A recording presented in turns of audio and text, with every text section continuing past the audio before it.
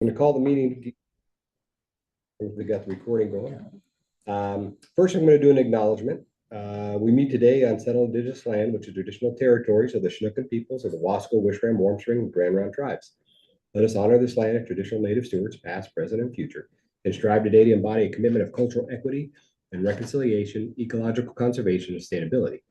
I hereby call this meeting to order at 4 p.m. Tia, we do a roll call, please. Greg, Chair. Here. Megan, Vice Chair. No, she's riding a bike. Maybe she's knocking on the door. Oh, hi. Hi, Jim. Good afternoon. Sorry I'm late. All right, we're just in the middle of roll call.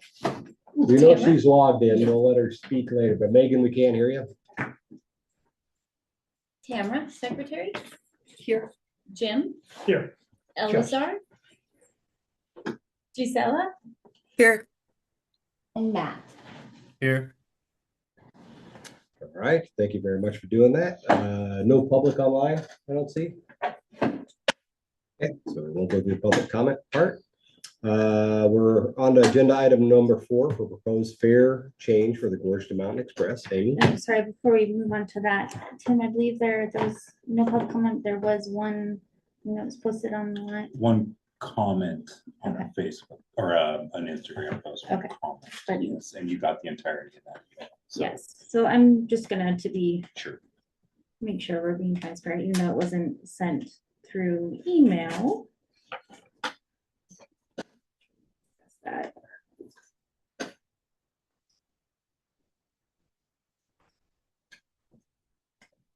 Alright, so the one comment submitted was, please also consider a separate ski bus add-on, even at $30-40 season ski bus pass. It's still the cheapest public transportation pass to a ski resort in the US. It also frees you from criticism like non-skiers or subsidizing skiers with a single gorge pass covering everything.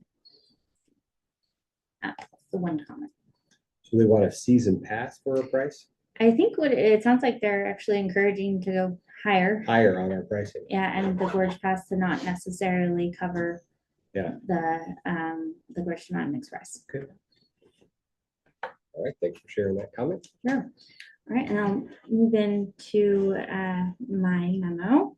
So this meeting marks the second of 2 required public hearings to consider a proposed fare adjustment for the Gorge to Mountain Express service from the current $5 round trip to a $5 one-way fare, so $10 total round trip. The Gorge Pass would continue to be eligible fare on the Gorge to Mountain Express service.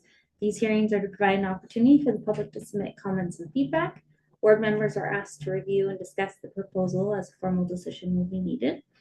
I included in the memo that I provided the board, I included the same information that we provided at the October board meeting. There are just a couple of updates to that information is that Cascade East Transit charges $7 one way and $12 round trip for their similar service to the Mountain Bachelor Ski Resort.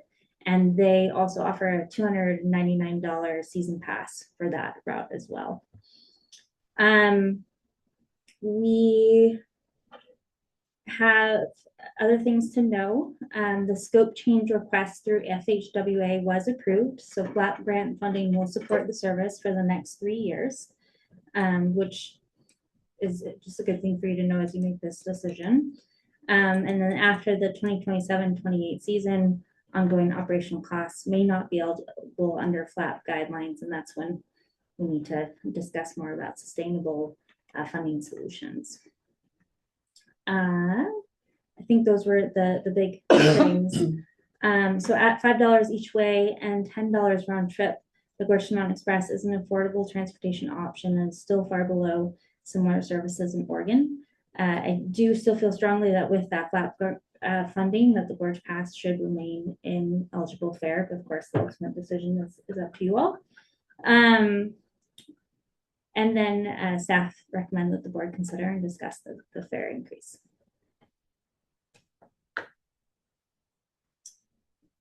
However, There was no recommendation for us to do a season pass. Not as of now. I think if we needed to do that, we would have to go through the public hearing process again, because that was not part of the original discussion. Yeah. So we could do two ways. If the board wanted us to move forward with that, we could do another public hearing process. However, we'd either have to do some special meetings, or it would be implemented after the season. Okay. Or we can take this into consideration for next year and just make a reminder to discuss this probably in July for the 27-28 season. Yeah. And Matt has a question. Yeah, I just wanted to be clear that, I mean, with the new dispatch software, we should have more reliable data in terms of how many people are using gorge passes versus single day fares. Be We easier should, yeah. to make a decision. Is there a risk in your opinion that raising the fare, every year for 2 or 3 years is a bad look? I mean, is there an optics issue there? I think potentially. I mean, I think there's a couple of different ways that the board could look at it. I think one, we continue to subsidize it while we have the ability to, and then just continue to gather the information. But making the steps we need to, so that in the future, long term,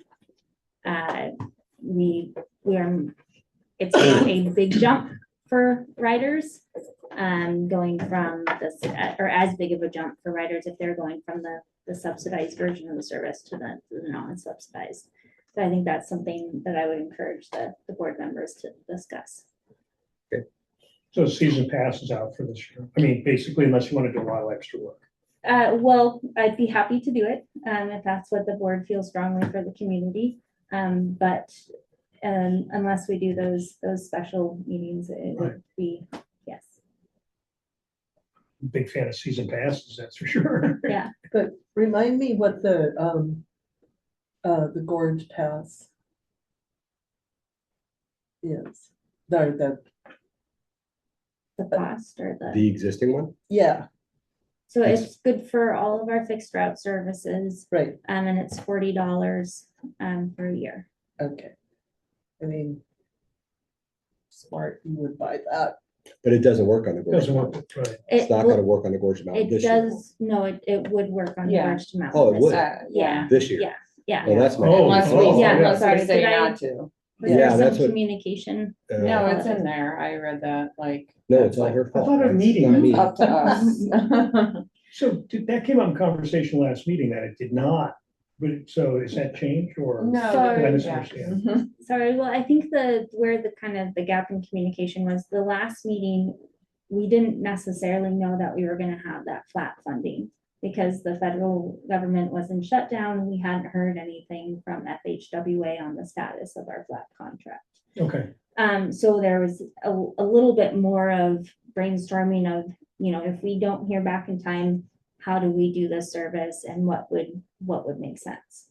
And how much would it cost on a per rider basis to cover the rides if the rider paid for the service? And in order to do that, the Gorge Pass would have to not be eligible. Because That's why I think I otherwise, got confused. Yeah. And now they can use Gorge Pass, so yeah. two That's a round trip slammer tickets deal. paid for it, Right. so we'll Yeah. drive a ton of sales to the Gorge Pass and encourage people to use transportation and other stuff. So Exactly. no need for a season pass for it. I also like Megan, we use the term that it's one of our gateway services. So it's Right. it's a gateway to transit service. Yeah, she for said sure. gateway drug. I think I'm not the Yeah. only one that uses that term for transportation, like.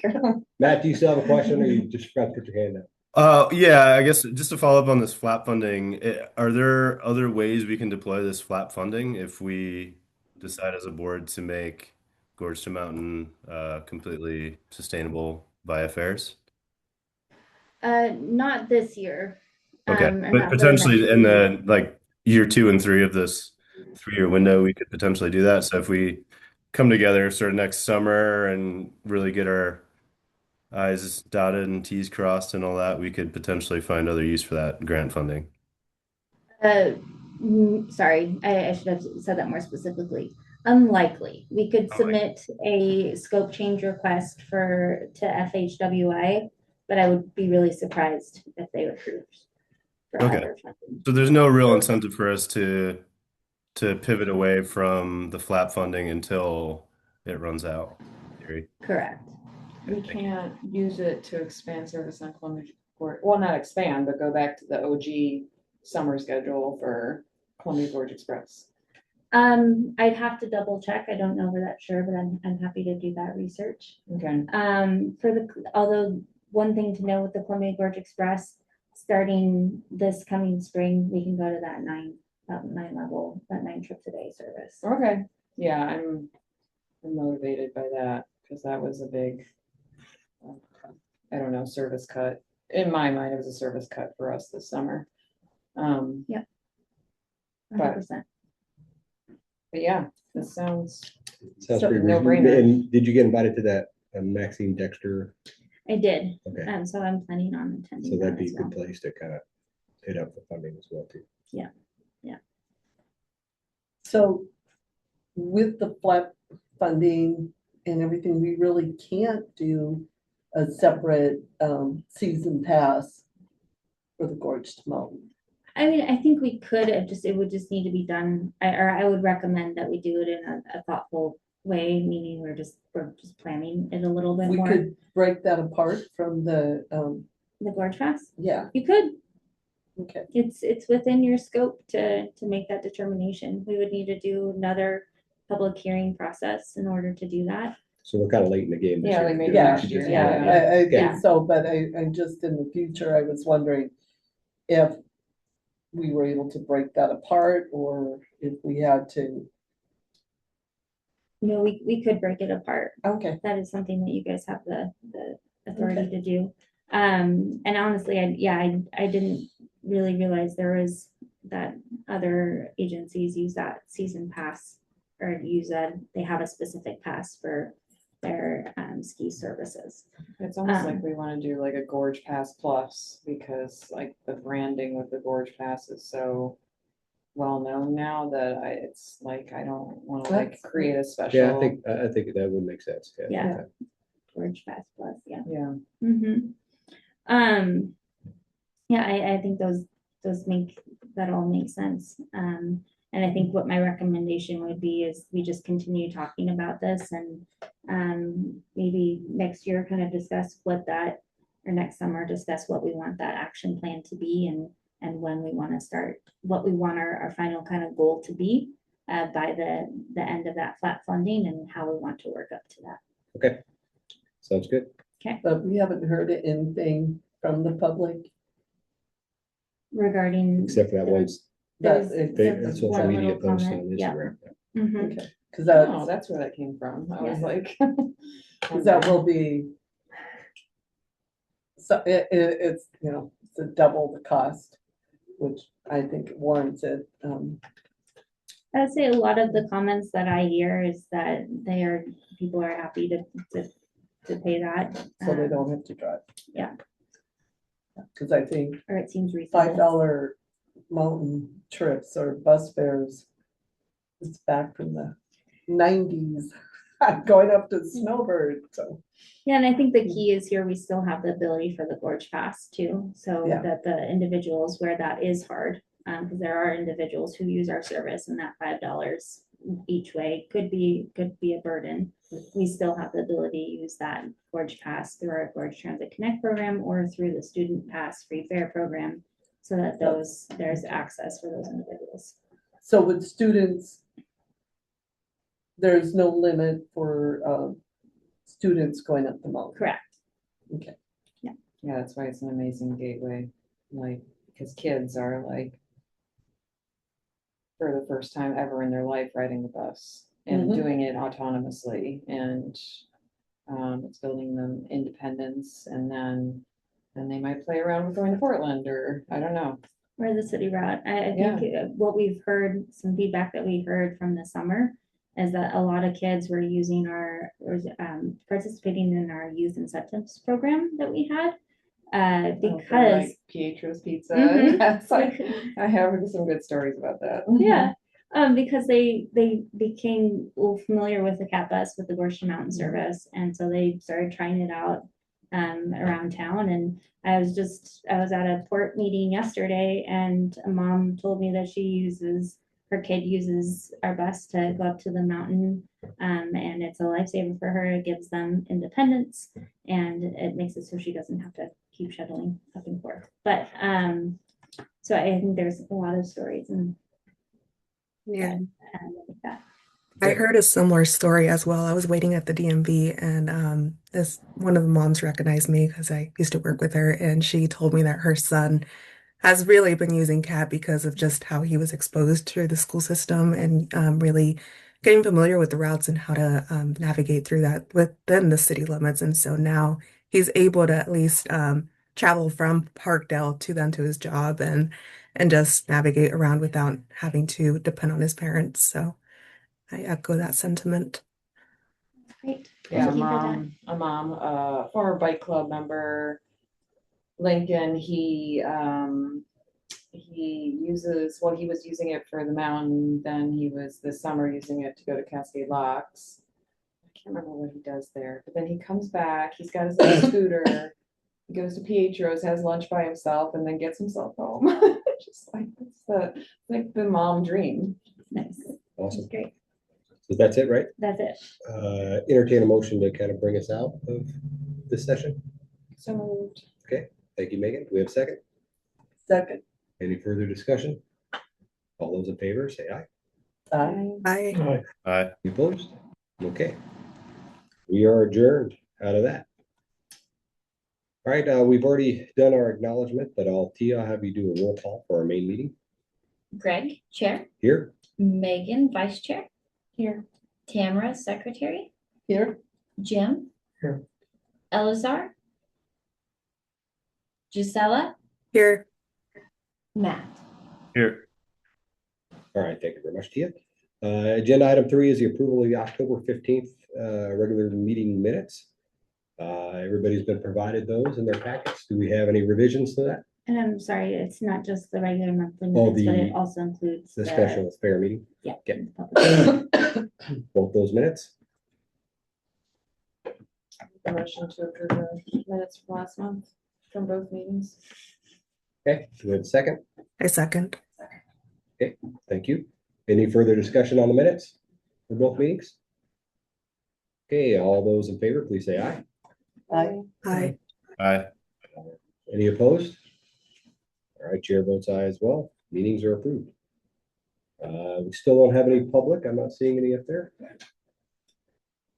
So we'll move on past 4. We're on to item number 5, accounting report. Tia, floor is yours. Thank you. Included in your meeting materials were the financial reports for last month. Did anybody have any questions on those? You know, okay. Next month, the grant cycle for Q1 has been completed. So next month we will provide the grant overview for the start of the biennium, the end of the first quarter. And then also, we just want to let everybody know that there was an accidental mistake with the bank. They did send us a debit card instead of a credit card. And I did not realize it was a debit card versus a credit card.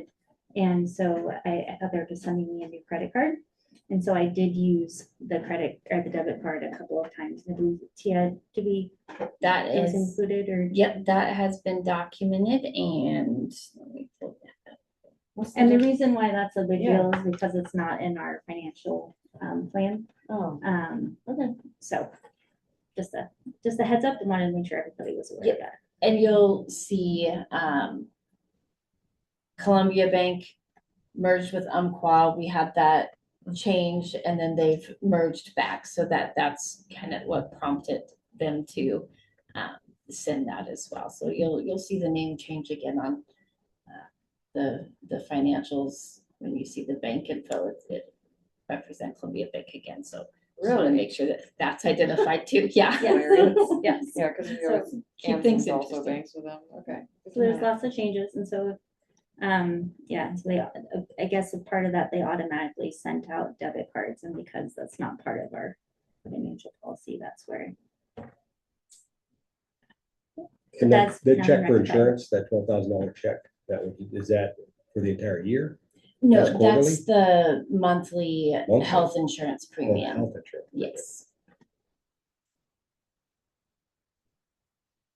That's true. Yeah, I was trying to find another expenses somewhere. I'm just not lining up, but that makes sense. So, okay. Any further discussions there? All right, we're on to agenda item number 6, resolution and action items. Amy? All right, thank you. So now we are on to where the board should discuss the Gorge to Mountain Express fare change, and if they would like, if there's any other additional discussion they'd like to have, or if they would like to approve the proposed increase from $5 round trip to $5 each way, which is a total of $10. I move to approve the fare increase of $5 each way on the Gorge to Mountain Express. Okay, thank you. Any further discussion? And this was so they can buy at 10 in the beginning, right? Right?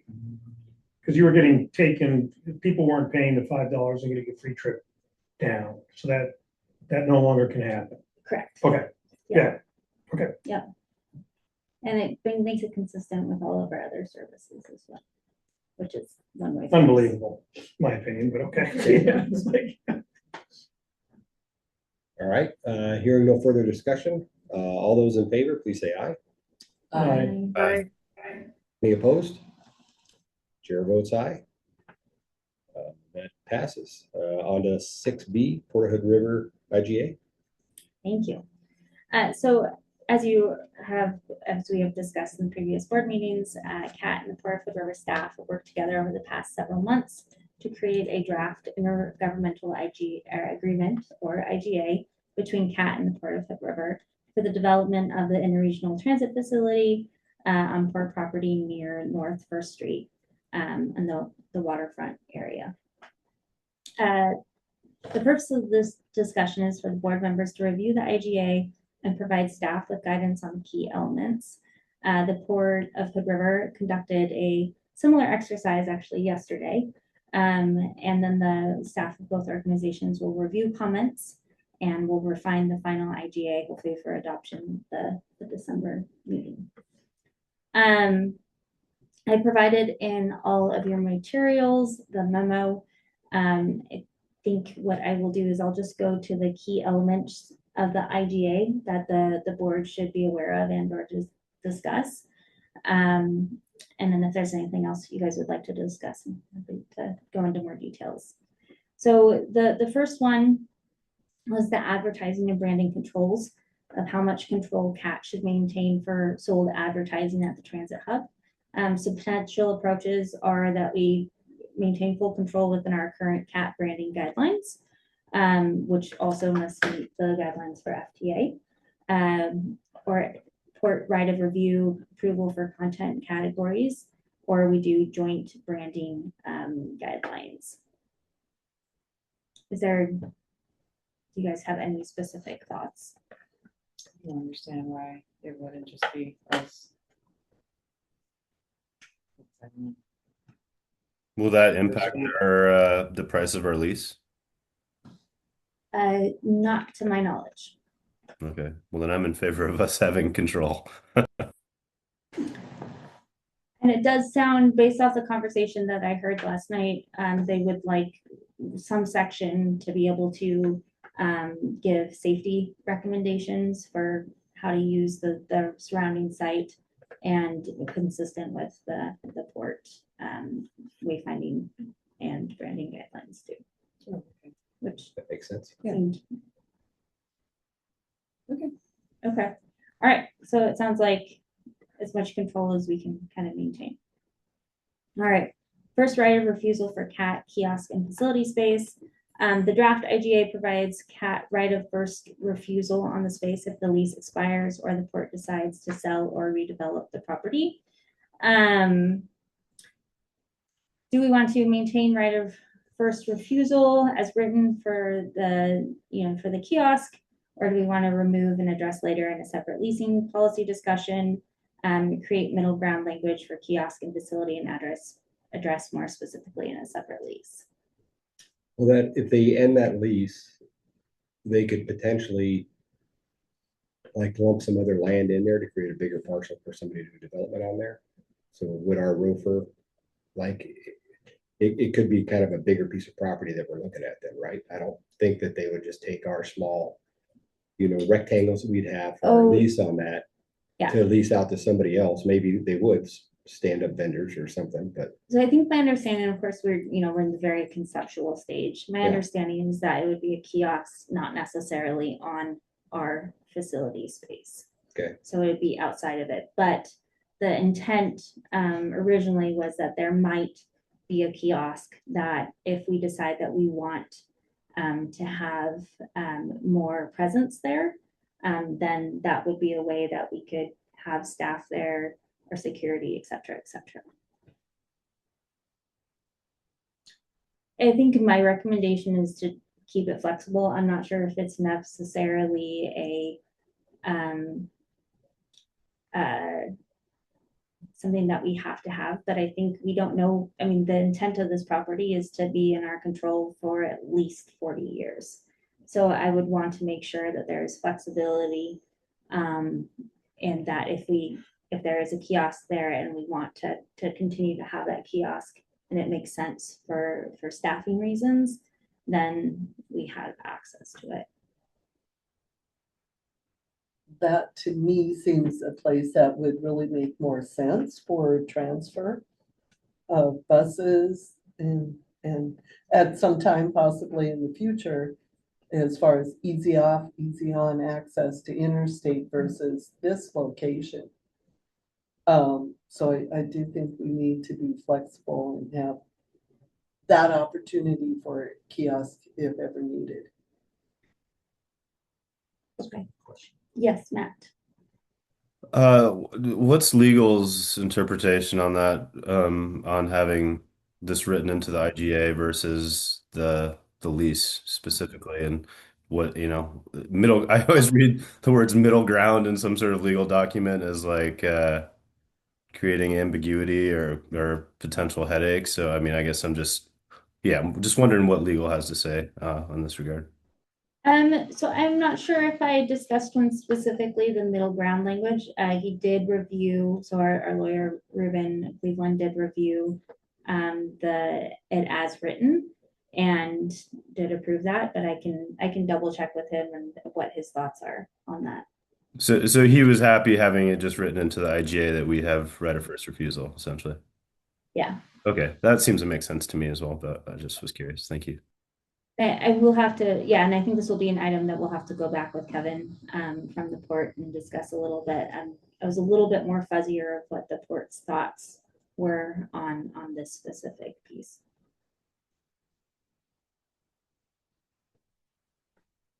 Okay. Okay, so it sounds like if we can have right of first refusal for a kiosk later on, just in case to allow us flexibility, that would be the ideal situation. But sorry, just to clarify, but maybe open to, depending on what the lawyer thinks, having some more middle ground language in there so we can talk about it more in the lease. Ish, okay. All right. Then the next is cost sharing for shared offsite improvements. The IGA calls for proportional cost sharing for improvements that benefit both parties outside the lease area. For example, utilities, sidewalks, stormwater, roadway access, etc. Should we create or require the cost allocation framework for? Whoa, sorry. Should we require a cost allocation framework to be defined now or evaluate by case by case? Should a cap or formula be adopted, etc.? I mean, it makes me incredibly nervous. It's like a case by case. Because you have the roundabout potentially, that's gonna be a huge cost, and I consider that to be right there, and then you have, what is it? First? Yeah, First is gonna be completely different and move. So I don't, How did you guys feel about the language that I had in the IGA? I can read it specifically. I mean, in terms of flexibility and case by case. No, it was more specific than that. It was, Based on square footage or,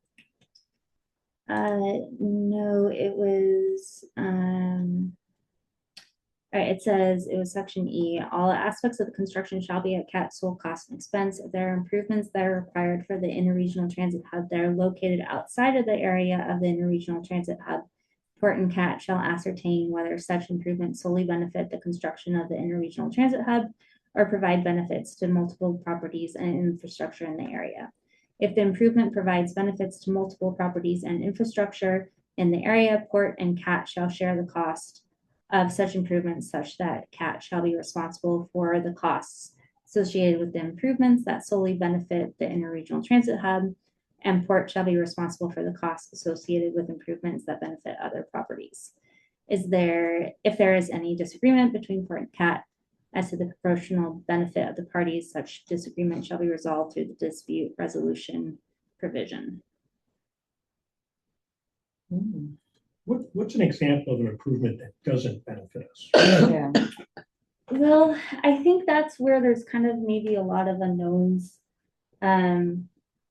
with just what we might encounter, right, with the development of the facility, and what things might arise when they do the realignment of the the roundabout and then the realignment of First Street.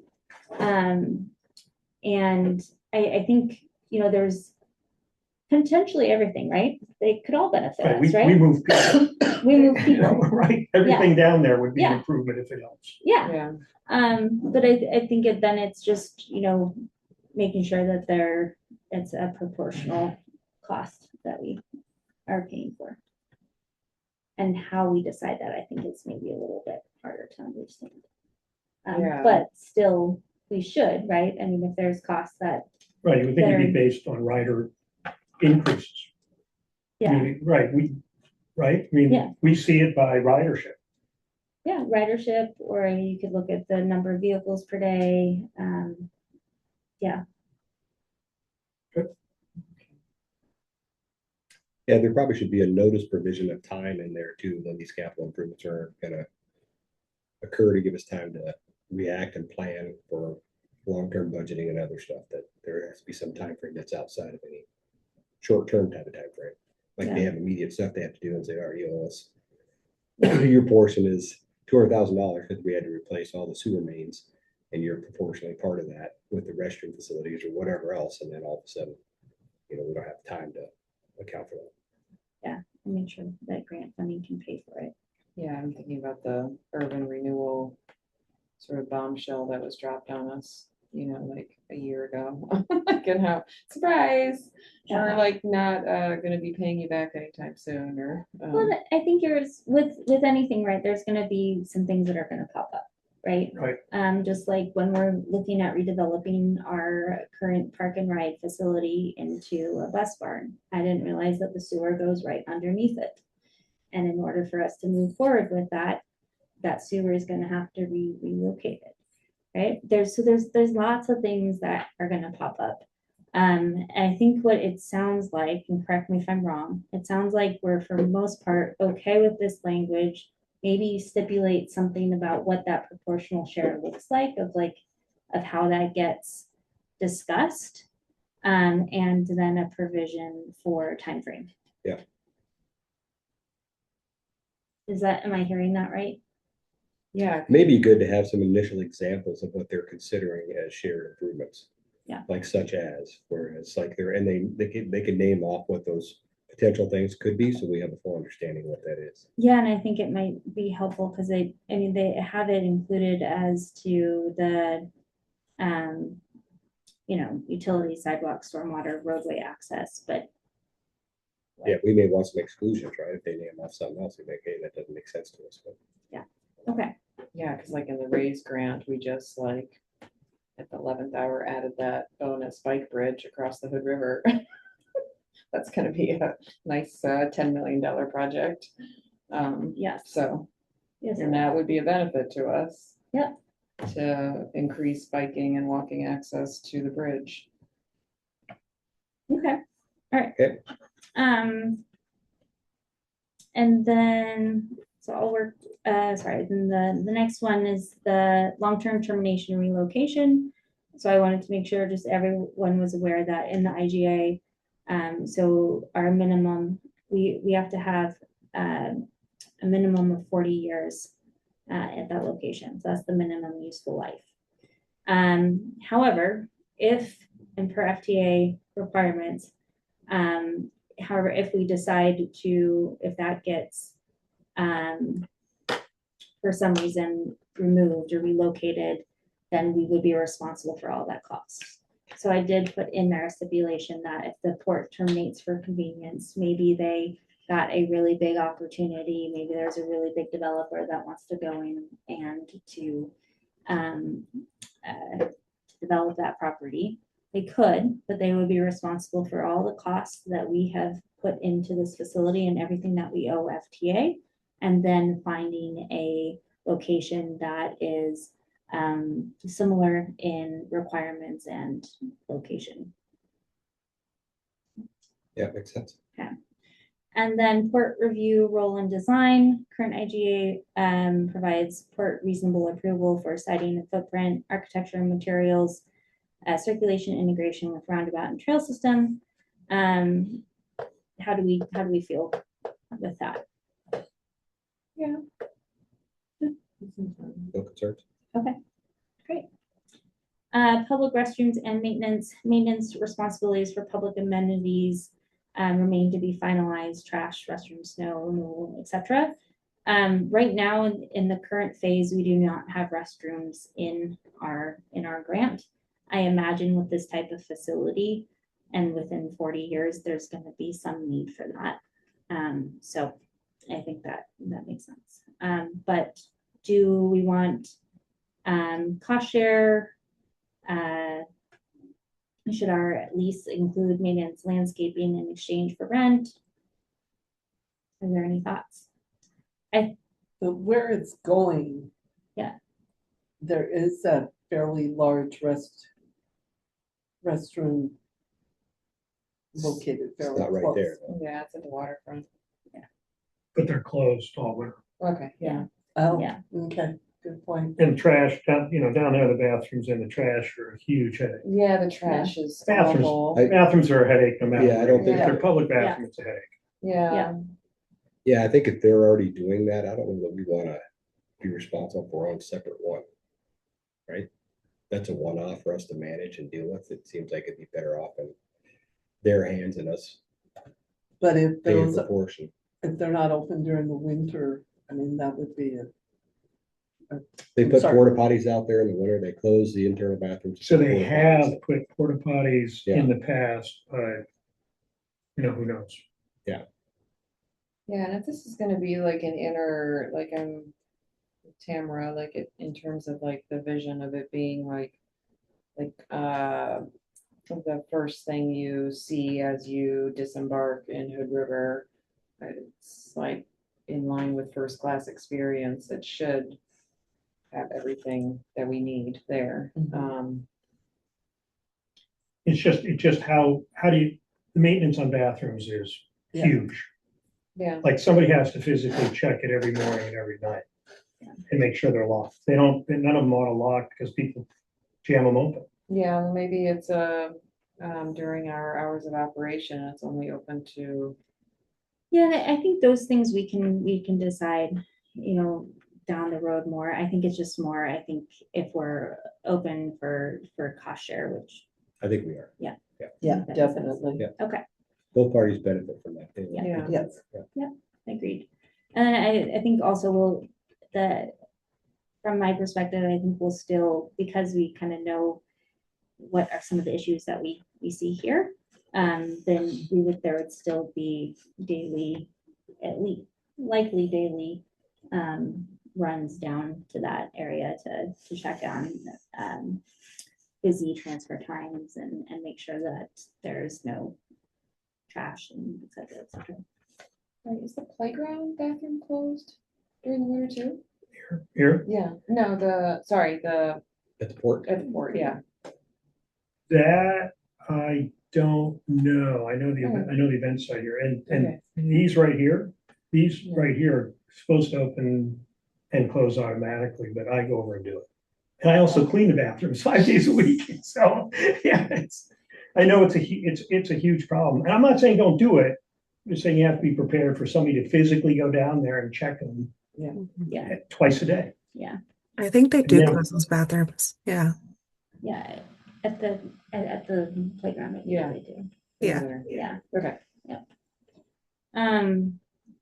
Yeah, I think that's definitely, it's something that we need to be aware of and be very attentive to. Nobody wants to use a porta potty in January. Trust me, right? That is not the first class experience. No. All Even in right. the summer, just Yeah, for a whole different reason. Yeah. So no action required at this time. Thank you for that guidance, and I think I have what I need. Appreciate it. Okay.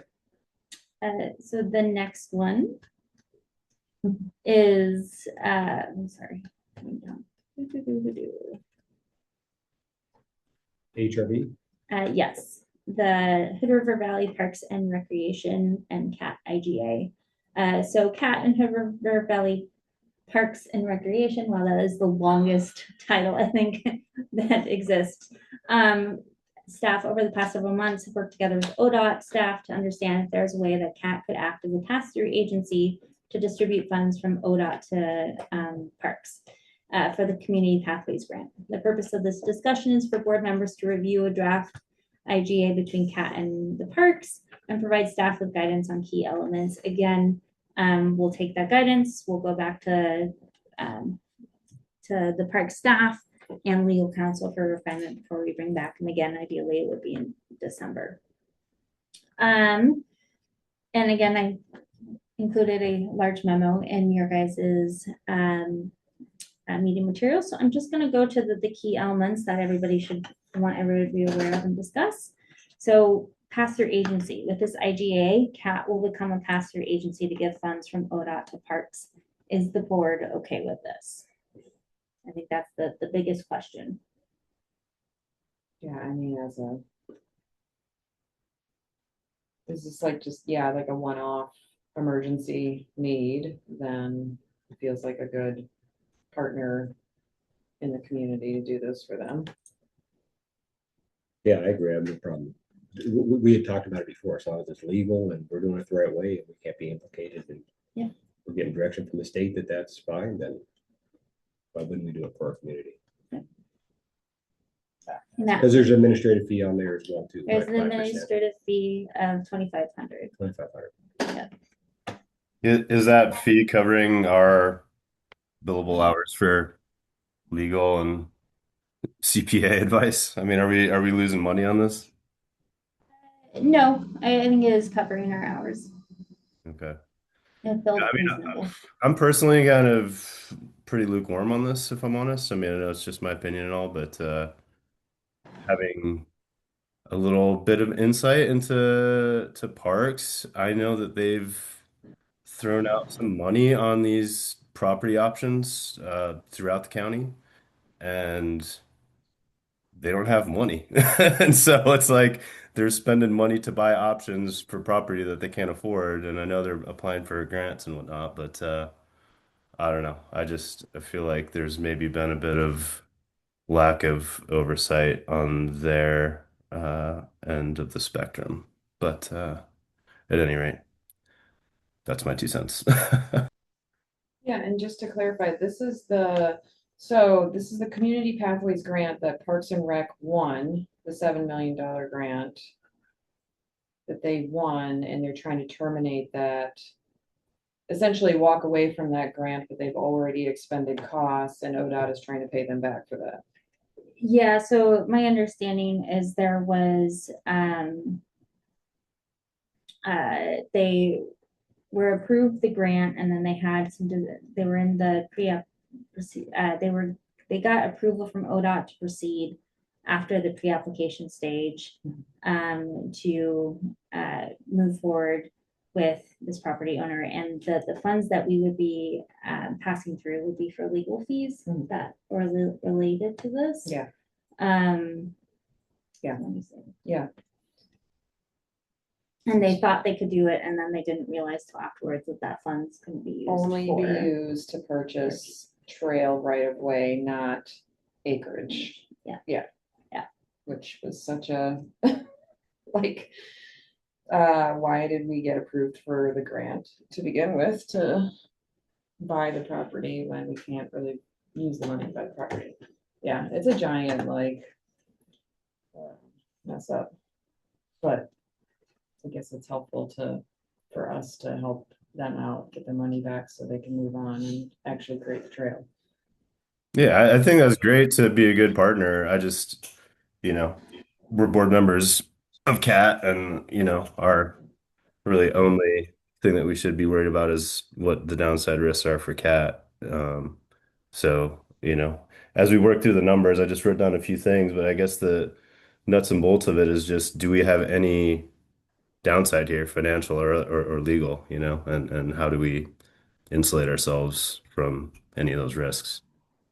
Yeah, the IGA has been sent to our lawyer. We have also had our, Emily, our outside accountant, take a look, and she did give some recommendations, which are in my notes here, of recommendations for the board to include. And then we also, as part of this, would, ask ODOT for, so I guess the things that are kind of missing that I think we should continue to work on is, after we have this discussion, we send it back to the lawyer, makes a couple of suggestions. And then we'll need a email from ODOT that again is approving us to move forward with this. That way we already have a memo from them that is approving the 50K to go to CAT, for the community pathways grant. So we have that piece of documentation, and then we would just want an additional documentation from them that says, yes, you guys can move forward with this, or you guys can proceed, that everything, the requirements have been met. And then that way we have that documentation, that kind of takes us out of it. The other is putting a clause in there, that if for some reason ODOT requests CAT to return or repay the funds, that Parks would be responsible for those funds, and it would not be us. Yeah, I'm in favor of all of those in terms of 2, 3, 4 in your list. I mean, I definitely don't want to give them any money until ODOT gives us the money. I definitely want to make sure that there's that termination provision for sure. And then what was 3, the second option? I just wrote down the second option seems less risky for CAT. I don't know. Like I said, I would hate for it to look like we're giving them like a no interest loan or have any sort of counterparty risk here. I guess that's just my main takeaway. So sorry, I keep interrupting. No, it's good. That's why you're on the board. So it sounds like, again, if I'm hearing correctly, that you're okay with acting as a pass-through agency if it is to help a district, but should only be a one-time thing. That we would like to update the IGA to include a provision where the payment will not be made until ODOT reimbursement is received, which is likely in April 2026 at the latest. And then depend on an executed amendment from ODOT to officially document the approval from ODOT for CAT to pass through funds, and add to the IGA that funds cannot be processed until ODOT amendment has been executed and ODOT confirms CAT can process these funds through an email. And then the termination clause. Yeah. Okay. is that a thumbs up? Okay, cool. And Hovey, is there anything else that you would like to add to this? Oh, you're on mute. Hold on. Okay, there we go. I don't have anything else. I think you covered the high points. You know, those three that Matt suggested were the ones we discussed. Make sure you have your funds first. Don't give them funds and be out funds. I don't want this to be anything that impacts CAT negatively. And I appreciate the assistance with correcting an error from Parks and ODOT.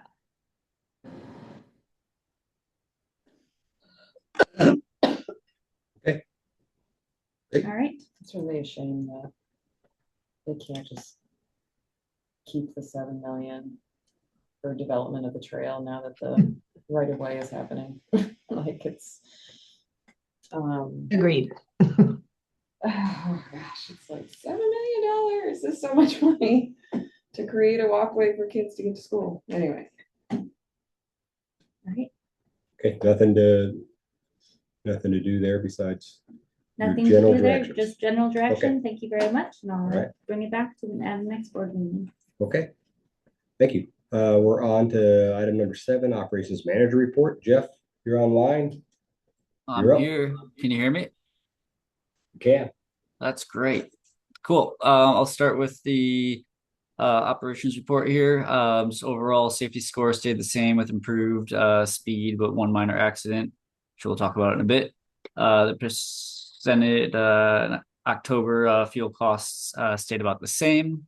We had 2 formal complaints, 1 vehicle incident, 5 customer incidents, and 1 vandalism. I'll get the details on those. A customer called to complain that he missed the CGE bus because of the changes in the schedules. He was advised to sign up for text alerts and check the website for any changes. At Carson, we had a driver, someone called and complained. Sorry, there's a thing in my complained that one of our drivers took the pump from his truck once it had finished and started to fuel a cat bus. He also stated that he thought our driver had entered his cab and gone through a bag. He backed off of this claim when he was told that we had cameras on the buses. Our driver stated that he felt threatened as the man was very angry. He called the company. Our driver called the company listed on the truck to report the incident. There was no additional action taken outside of, we had some coaching with our employee that was involved in that and how to de-escalate stressful situations like that. So vehicle incidents at the 11th and Pine Street bus stop, the Hood River City bus clipped the rear bumper on a parked car, ripping the front bumper off. An accident report and police report were made. Insurance was contacted. A request has been submitted to the city of Hood River to lengthen the stop as it is very hard to access the curb when cars are parked behind the bus stop. That request has been denied. Staff will continue to work with the city of Hood River's staff to address the safety concerns at the stop. In the meantime, we've asked our drivers to not actually pull into the actual bus stop unless there's not cars parked there to mitigate that risk. A customer made these are customer incidents now. A customer made a complaint about a man exposing himself on the Hood River City bus close to a juvenile girl. Video was examined and it was determined that they were unable to verify the occurrence or identity of the man in question. Staff recommended that the girl and her family reach out to the police to file a report. 2 separate instances of passengers with unusually strong odor hygiene problems were reported by drivers. In both cases, the passengers were not seen again. A frequent customer became hysterical at Gateway when denied a ride because of not having fare. The customer actually left the bus on their own. A frequent rider was using very abusive language to the driver. A common occurrence with this particular rider. We addressed this driver and let them know that we won't tolerate that, and we haven't had any incidents since we had that conversation with the rider. Vandalism, our outdoor public bathroom, not outdoor, but the bathroom that's outside entrance way the soap dispenser in the public bathroom was stolen, and we replaced it the following week. We had one harsh event. The harsh event was a harsh turn, and a field supervisor coached that driver. Any questions on those? What would they use a soap dispenser for? I know, pretty weird, right? Bathing by the river. You'd be amazed what goes on in bathrooms. Jamie seemed to know a lot about bathrooms. Yeah, all our soap dispensers have been stolen over there. Oh, really? Oh, yeah. Interesting. Okay. It's not welded down. Well, there's no metal or anything. Building a Right, they profile. just smash them off the wall, the bracket, right. Okay. We had a lock on our outlets in there too, and that got pried off. That'll probably be in next month's report. Okay, so employee of the month. So Dennis Bloom is our employee of the month. Dennis has been with CAT for several years and is a solid, reliable driver and route trainer. He has a great sense of humor and consistently provides honest feedback that helps improve operations, showing how much he actually cares about the team. He has been extremely dependable, and even when he may not be thrilled about it, he's always willing to step in and help when we're in a pinch. Cool. Ridership report. So dial a ride, we saw more increases in our dial a ride service, which is wild. I don't know when that's going to stop. It's again, a lot to do with the new software, being able to organize more rides and help us be more efficient. See, Upper Valley went up a little bit this month too, which is nice to see, as it's been slowly decreasing over the last couple of months. So I think maybe people are starting to get used to the new fixed route. Slight drop in Columbia Gorge Express and Clear River City, and then overall we saw a drop from last year and last month, and that is also reflected in our boardings per hour. We're slightly down from last year's service. Okay, so on to Gorge to Mountain update. So this year, currently we are, I guess the short story is we are understaffed. We had about 6 drivers leave that were unforeseen for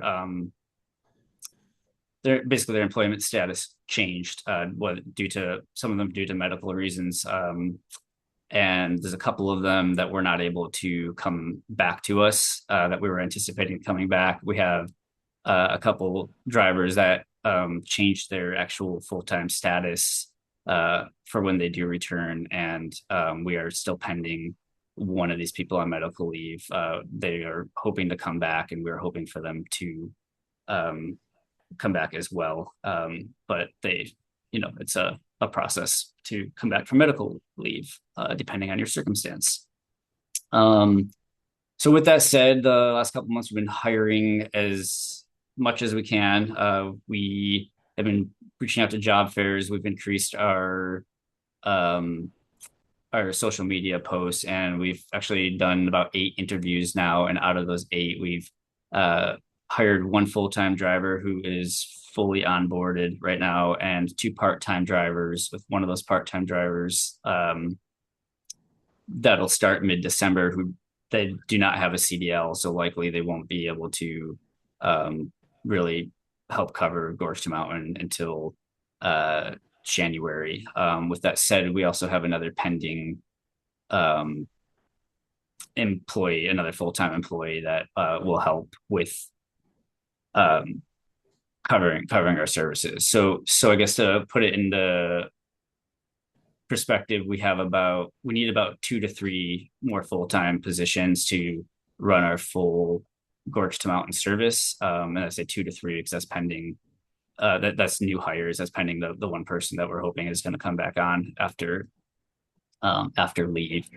So right now, our plan is to start with a reduced schedule. We're scheduled to start on December 20th, and that's obviously pending the mountain conditions. And with our current staffing levels, we can provide full day service on Saturdays and Sundays. Once we get and that's with that one missing. So we have 8 full-time drivers right now, and we need 9 actually to cover that full just those weekends. And so our part-time drivers are actually going to be doing a lot of more covering than they normally do until another one of those full-time drivers are onboarded. And then once we get the second full-time, making us have 10 full-time drivers, the plan right now is to roll out weekday Gorge to Mountain service. It'll likely be three laps, 1 in the morning, 1 in the afternoon, and one in the evening. And then the third phase after that would be, once we have full staff again, would be to implement that 4th run on the weekdays, and then add the night service, back in. Yeah, that's. And yeah, like I said, we're working really hard to hire people, get the word out there. Like I said, we did 8 interviews and we're only hired like 3 people out of them. There's a lot of variables of people don't want to work weekends, and some people had jobs like garbage truck drivers, or working for driving hazmat trucks. That would have to take like a $10-15 an hour cut to, they're excited about our culture at our work, but they weren't willing to take pay cuts. So yeah, that's where we're at. Just wanted to be transparent about that, and just kind of describe the plan that I had created for this multi-phased implementation of the Gorge to Mountain service. And yeah. How would we communicate this to the public? So the intent is to, we wanted to wait till we had our board meeting, and then we'll include it on our website. I think we still need to think through how we do the phased implementation, because it's still up in the air depending on staffing. So I think the initial is to put it on our website and be honest, due to staffing levels, that our initial service will be weekends only, and with this schedule.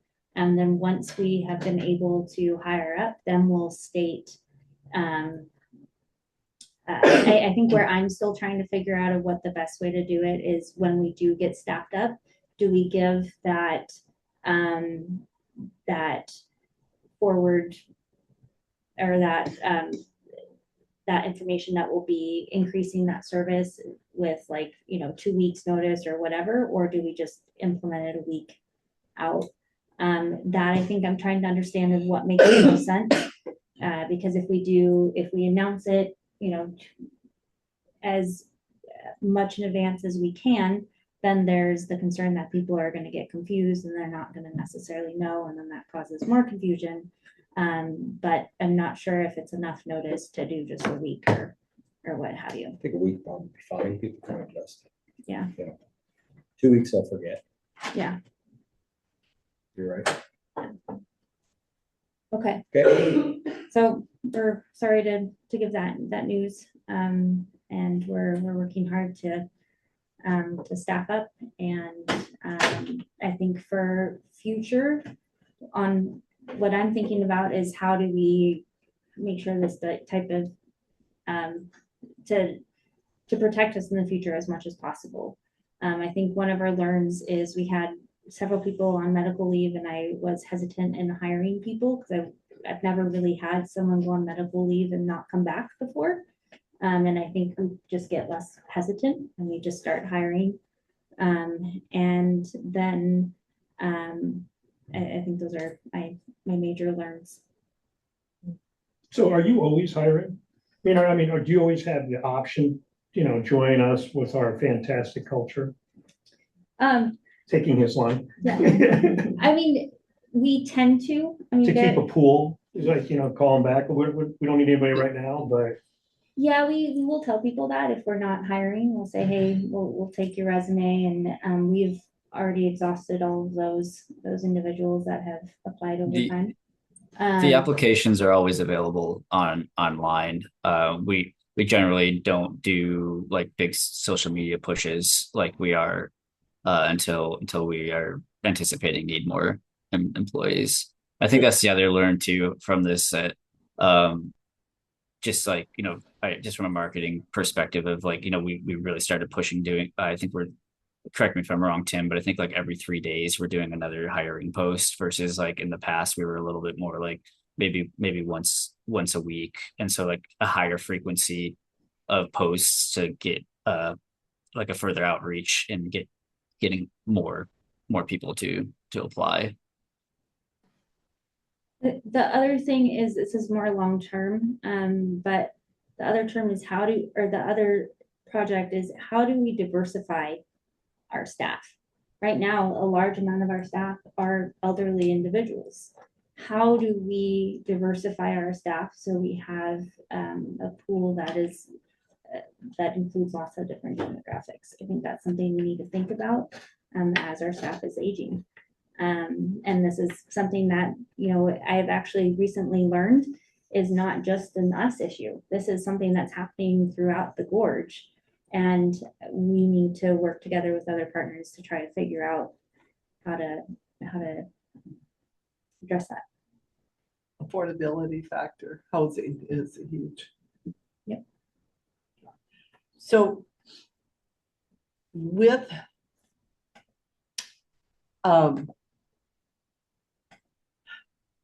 even if you hire people, because you can hire them, but if you can't put them to work, sometimes you lose out. Or with the Gorge to Mountain, do you have a date that no matter, you hire them, and even if the buses don't start right away, are we still able to pay them to keep them? Or do we put them on call until? Or is it possible to use shuttle buses that don't require CDL, right? Yeah, and that's all a possibility. I think I'd be real nervous about putting a shuttle bus on Gorge to Mountain. We already, even with our big buses, if it's a powder day or there's lots of snow, we're already turning people away with our big 40-footers. So that's another issue we're having is some to Amy's point, some of the drivers that had previously been helping us with Gorge to Mountain they just literally physically don't want to throw chains or can't throw chains anymore. So I mean, whether we throw a small bus or a big bus, we're still going to have to chain up. And I think our goal is to hire people that do have CDLs. I think that's important to point out. The new pending hire does have a CDL Class B. Again, whether they're going to want to drive the Gorge to Mountain, that's a different story. It's a tough thing to balance, from the amount of staffing plus people's, that's why we did the differential pay to try to get more incentive for people to do it. And I'm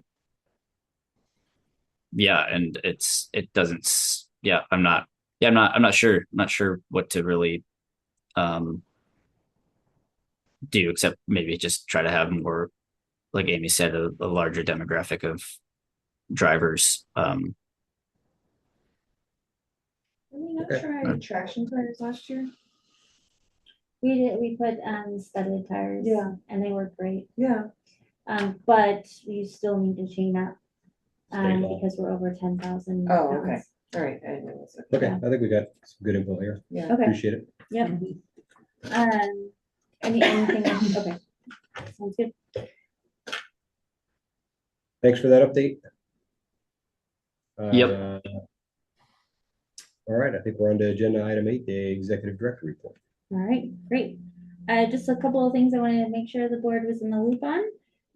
So the Oregon Transit Association conference, the intent is to update the board on the recent conference that I attended. There's no action required of the board at this time. I did 2 presentations. and also was reelected as a board member for the Oregon Transit Association, which is great. It allows us to really take part in all these conversations that are going to be happening that are related to the special legislative session funding, and also hopefully represent small rural transit agencies well. The networking was great. I got to meet and discuss a lot of different topics with people I haven't seen in a long time. And a couple of big topics was non-emergent medical transportation, the legislative funding, of course, and then also coordination between all these different agencies were big topics. And the fact that all of these different agencies are we're all doing the same thing when it comes to looking for new technology, and it'd be great to have more coordination. So the next item is the National RTAP Conference. I just want to update the board on the upcoming conference that Jeff and I will be attending. It's going to be in Austin, and there's no action required of the board at this time. I attended this conference 2 years ago, and it's still one of my favorite conferences I've ever attended. I found it incredibly beneficial, and my hope is that Jeff learns as much as I did when I went there. And there's lots of best practices that are discussed, and it's a chance to talk to rural transit agencies from all over the country. So it's rural transit, acronym. So it's National Rural Transit Association or Assistance Program. Okay. So it's for basically any 5311 recipient, you have access to the National RTAP, and they are an incredibly great source of information with everything rural transit and FTA requirements. And funding for this trip? And funding is Scholarship? Yes, we have a scholarship. It is covered 80%. And my OTA conference was also covered 80% as well. Continuing education, extremely important. Yeah. So we'll be out of the office December 8th through 10th. So Okay. Still available, just not in the office. Staffing update. I wanted to update the board on the recent staffing changes that were made. There's no action required of the board at this time. Per our discussion at the October board meeting, we made the decision to remove the second dispatcher role that was in the budget and added a fourth field supervisor instead. This allows us to have more field supervisor coverage on weekends, standardize field supervisor shifts, and reduce the length of field supervisor shifts on weekends. I'm excited to announce that our fourth field supervisor is Becca. She was our dispatcher, and she's now promoted to that fourth field supervisor role. At this time, we will not be backfilling Becca's role as dispatcher. However, I'm going to monitor the new structure and determine if that dispatcher role is needed or if we need another solution. Okay. Nice. Yeah. Congratulations, Becca. Yeah, she is just so excited to see her grow within this company. She's really just taken different tasks that we've thrown at her and just is doing a great job. Awesome. Okay, the last update is the FLAP update. The intent is to update the current status of FLAP funding. There is no action required of the board at this time. And honestly, I've given a lot of the update already during the public hearing. But basically, just want you all to know that the memorandum of agreement has been signed with FHWA for the FLAP funding. And now we're just waiting for the final contract. I have not heard concerns from FHWA stating that we will not be able to sign the contract before the start of the Gorge to Mountain service.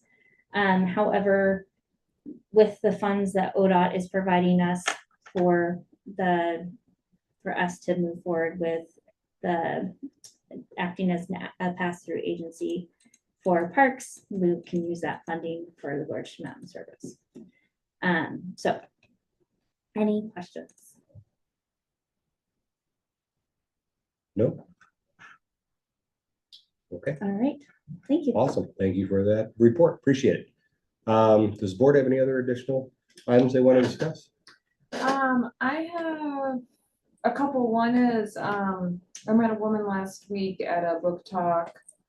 Her name is Lydia, and she did a whole like around Oregon rural transit journey and said she was gonna feature Kat in she's an OPD or I can't remember which agency, but anyway, That's great. I forget what it's called, but it's essentially like she was very wowed by Kat. And then also, I can't remember what the Northeastern Transit Agency is. but Community connections. I think so, yeah. So anyway, her name's Lydia. Is she reaching out to me or do I She need said to- she did reach out to Kat, but like, but I can't imagine you missing that, so. I can try and stalk her down and see if she wants to get in touch with somebody. And then the second thing, last week's events, with ICE presence brought up some questions about what is the rights of agents to board buses, and I don't know I have no idea what our policies are around that, so. So it's a very timely question. Okay. We do not technically have any specific policy right now. Mhm. However, I have been working with McHead and our lawyer to create something. I have a draft policy. I was gonna I didn't get it until yesterday or Monday, so I was gonna try to bring it, but it didn't quite work out. So I'm gonna have it for you in December. Okay, cool.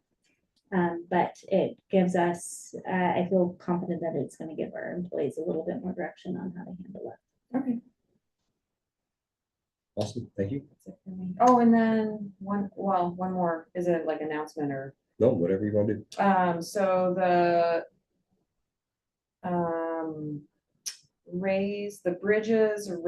Bi-State Bridges Raise Grant, which is the planning grant for multimodal connections into each of the respective communities of Binge and White Salmon and Hood River. The open house is Thursday, December 4th. And I don't know if we forwarded that onto the board yet, but Not yet, but I can do that. yeah, because that'll be at the Hampton Inn and it'll be good for everybody to. Yeah, see. we got a presentation at Rotary the other week, last week about it. Oh, good. Yeah, nice. Okay, any other discussion? Okay, not hearing any, let's move on to upcoming events. Oh, yes, sorry, that's me. We have, Thanksgiving Day, no service next Thursday. That Friday we'll have reduced service, so weekend service. Holiday parade is December 5th. It is the static parade. I do encourage you all to come by and say hi. And then our holiday party is December 12th, and we'll be sending out information about that. It'll be bowling again. Yay. That was fun. Yes. Matt, you're on. All He's like an incredible bowler. right. And, real quick, sorry. ODOT is providing a training. We are still trying to get additional details. It's on December 8th from 4 to 5:30. The more information we get, Amy will send an email out for those that are interested after we have more concrete. Training on, It's just kind of general board training. Okay. We just learned about it today. But the intent is to learn more about the rules and FTA requirements and how that that'd be helpful. all. Okay. Yeah. All right, thank you. Okay. And then should your meeting with Maxine Dexter be on the upcoming events week? Yes, we should. I'm sorry, I'm forgetting the date of what that is. That's Okay. I'd have to look at it. It's something like that. I think it's, is it the 6th? I think it is also Yeah. the 6th. That's gonna be a busy week. Well, 11's adjournment. I'd entertain a motion. Make the motion to adjourn our meeting. Thank you, Megan. Second? Second. All right, any further discussion? All those in favor of adjourning, please say aye. Aye. Any opposed? Okay, chair votes aye. We're adjourned. Thank you. Appreciate it. Thank you. Thank you, everyone. Yeah. Thank you. Ginger, can I get back to you about Thank you, team. the connection Good job. to the